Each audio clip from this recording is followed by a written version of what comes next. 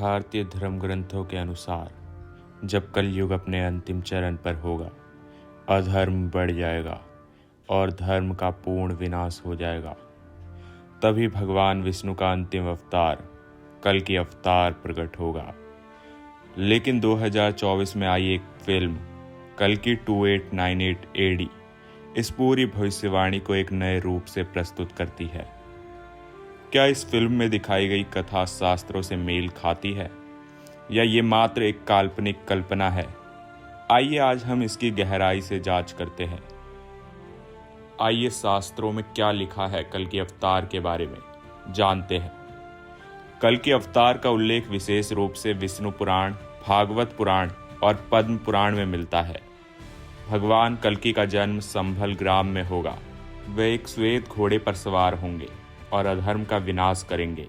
उनके हाथ में एक प्रचंड खड्ग होगा जिसे स्वयं भगवान शिव देंगे। ये घटना घटेगी कलयुग के अंतिम चरण में, यानी जब कलयुग के लगभग 4 लाख साल बीत जाएंगे।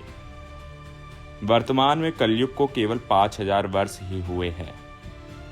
आइए अब जानते हैं कल्कि 2898 AD फिल्म में क्या दिखाया गया है। फिल्म में वर्ष दिखाया गया है 2898 ईस्वी। वर्तमान में सिर्फ 6000 साल के भीतर ही कल्कि का आगमन। इसमें एक फ्यूचरिस्ट दुनिया दिखाई गई है। तकनीकें, मशीनें, क्लोनिंग, सुपर सोल्जर्स और एक तानाशाही सत्ता। फिल्म में कल्कि को एक जेनेटिकली इंजीनियर्ड वॉरियर के रूप में दिखाया गया है जो एक गर्भ में पल रहा है और जिसे अश्वत्थामा सुरक्षा दे रहे हैं। फिल्म में महाभारत के कई पात्रों का भी आधुनिक अवतार या प्रतीकात्मक रूप से उपयोग किया गया है।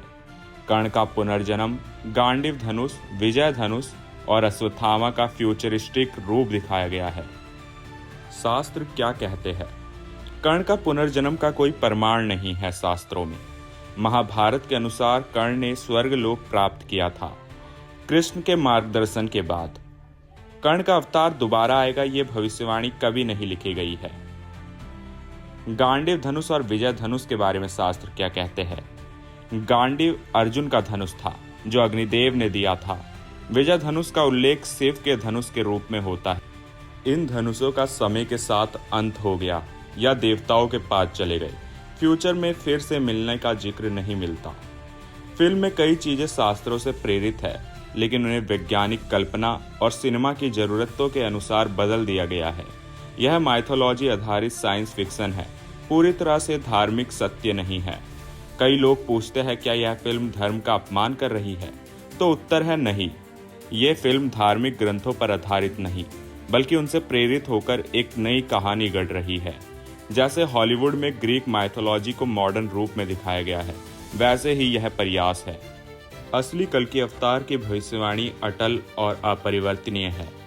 वो जब होना होगा तभी होगा और वैसे ही होगा जैसे हमारे शास्त्रों में वर्णित है। तो दोस्तों, कल्कि 2898 AD एक साहसिक प्रयोग है जिसमें प्राचीन भारत की पौराणिक कथाओं को भविष्य की कल्पना से जोड़ा गया है। परंतु हमें यह समझना चाहिए कि शास्त्रों की भविष्यवाणी और सिनेमा की कल्पना ये दोनों अलग हैं। इस फिल्म को एक कला के रूप में देखें, धर्म के रूप में नहीं। क्या आप इस फिल्म से प्रभावित हुए? क्या आप मानते हैं कि कल्कि अवतार ऐसे ही आएंगे? नीचे कमेंट में अपने विचार साझा जरूर करें।